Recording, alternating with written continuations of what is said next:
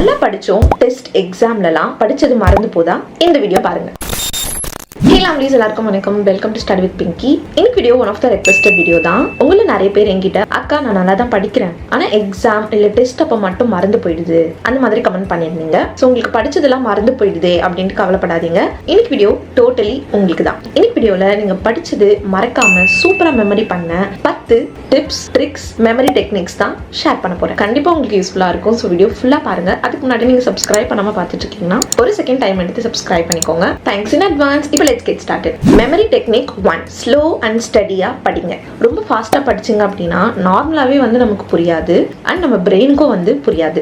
So slow and ஸ்டடியா நிறுத்தி நிதானமா பொறுமையா படிங்க. ஸோ அது நம்ம பிரெயினுக்கு அது புரிஞ்சுக்கிறதுக்கு ஈஸியா இருக்கும். For example, self concept is made of all of your pictures, images and beliefs about your. ஏதாவது புரிஞ்சுதா? இல்ல. இப்போ பாருங்க. Your self concept is made up of all of your ideas, pictures, images and especially your belief about yourself. இப்போ உங்களுக்கு difference தெரியுதா? நம்ம நிறுத்தி நிதானமா படிக்கும்போது அந்த வேர்ட்ஸ் ஃபர்ஸ்ட் ஆஃப் ஆல் நம்மளால பாத்தீங்கன்னா கேட்க முடியும், புரிஞ்சுக்க முடியும். ஃபாஸ்டா படிக்கும்போது அந்த வேர்ட்ஸே என்னங்கிறதே நமக்கு தெரியாது. ஸோ நிறுத்தி நிதானமா படிங்க. Tip number 2, repetition. திரும்ப திரும்ப ரிப்பீட்டடா படிச்சுக்கிட்டே இருங்க. நீங்க எப்பயாவது யோசிச்சிருக்கீங்களா, சினிமா பாட்டுலாம் நமக்கு எப்படி சரளமா ஞாபகம் இருக்கு, பட் படிக்கிறது நமக்கு அந்த மாதிரி ஞாபகம் இருக்க மாட்டேங்குது அப்படின்னு சொல்லிட்டு? அப்படி நீங்க யோசிச்சிருக்கீங்கன்னா இந்த எமோஜி கமெண்ட் பண்ணுங்க, நான் தெரிஞ்சுக்கிறேன். அது ஏன்னா அதுக்கு one of the reason repetition தான். நீங்களே யோசிச்சு பாருங்க. உங்களுக்கு பிடிச்ச சாங்ஸை கண்டிப்பா நீங்க ரிப்பீட் மோட்ல மறுபடியும் கேட்டுக்கிட்டே இருப்பீங்க. அதுதான் one of the reason. So உங்களோட ஸ்டடி மெட்டீரியலும் நீங்க அந்த மாதிரி ஃபோக்கஸ் பண்ணணும்.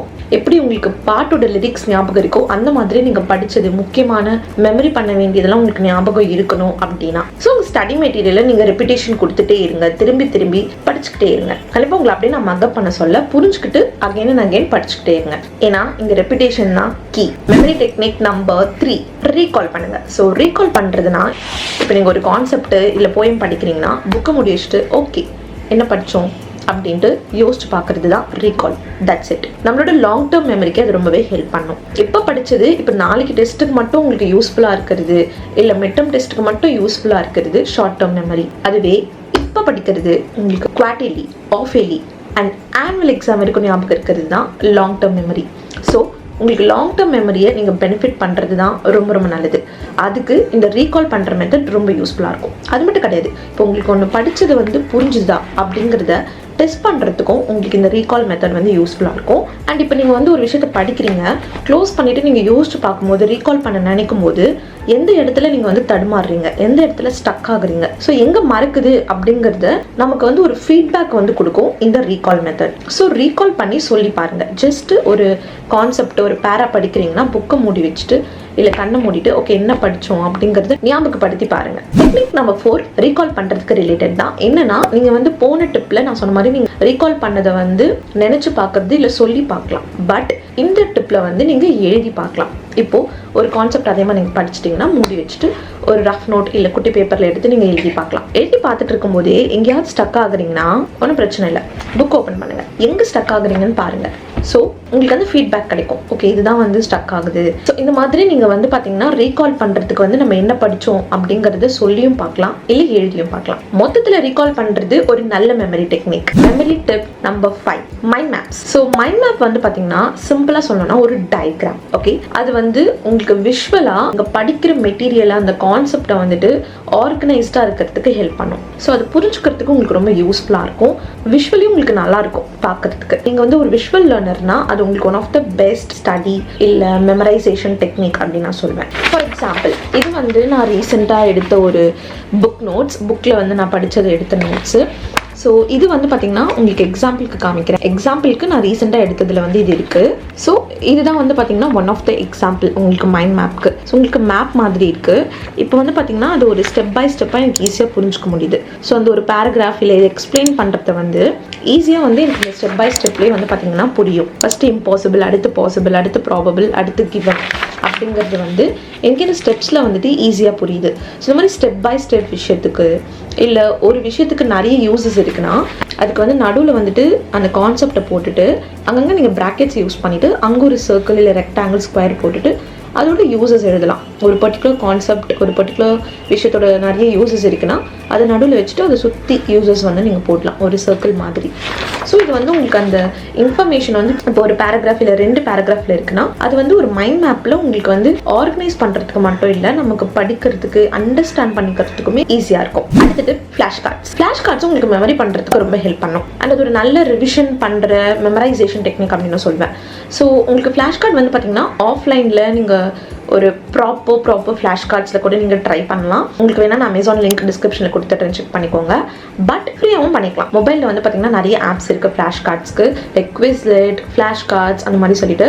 ஸோ ஃப்ளாஷ் கார்ட்ஸ் பொதுவாக என்னன்னா ஒரு கார்டு மாதிரி இருக்கும் அண்ட் அதுக்கு 2 சைடு இருக்கும், front and back. So front சைடில் வந்துட்டு பார்த்தீங்கன்னா நீங்கள் டெஃபினேஷன் இல்லை கான்செப்ட், டைட்டில் இல்லை கீவேர்டு அதை எழுதிடுவீங்க. பேக் சைடில் வந்து பார்த்தீங்கன்னா உங்களுக்கு அதோட டெஃபினேஷன், அது நீங்கள் எழுதின கீவேர்டோட ஒரு மீனிங் இல்லை விளக்கம் அதில் வந்துட்டு இருக்கும். ஸோ உங்களுக்கு ரிவைஸ் பண்ணுறதுக்கு யூஸ்ஃபுல்லாக இருக்கும். ஒரு போத் ரீகால், மெமரைசேஷன் எல்லா விதமாகவும் வரும். ஸோ ரொம்ப யூஸ்ஃபுல்லாக இருக்கும்.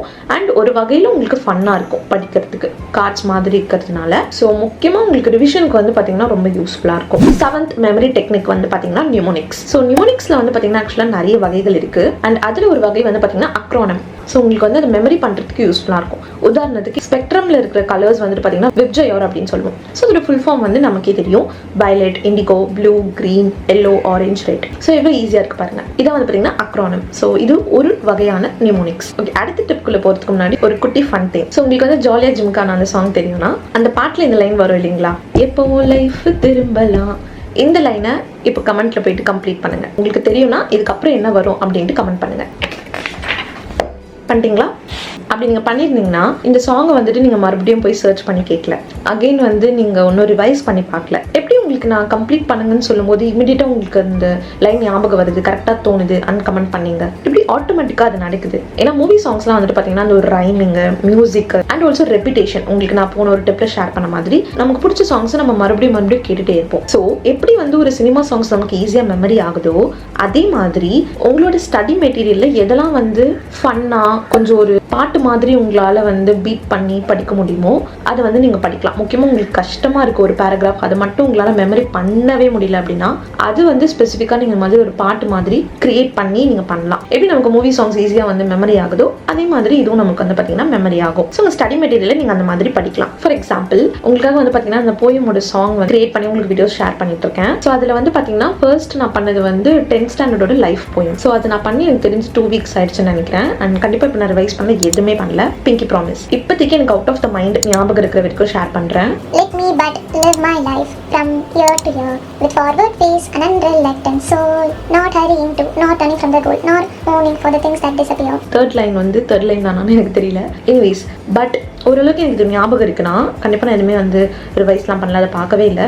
அப்போ கிரியேட் பண்ணுறதுக்காக நான் வந்து ட்ரை பண்ணேன், அவ்வளோதான். வீடியோ போட்டுட்டு that's it. After 2 weeks still எனக்கு வந்து கொஞ்சம் ஞாபகம் இருக்குது. அந்த ஒரு பீட் அதான் நினைக்கிறேன் எனக்கு வந்து ஓரளவுக்கு வந்து ஞாபகம் இருக்கிறதுக்கு. ஸோ அது உங்களுக்கு போயமை இப்போ நான் சும்மா பேராகிராஃபில் வந்து எப்படி வருதுன்னு நான் பார்க்குறேன்.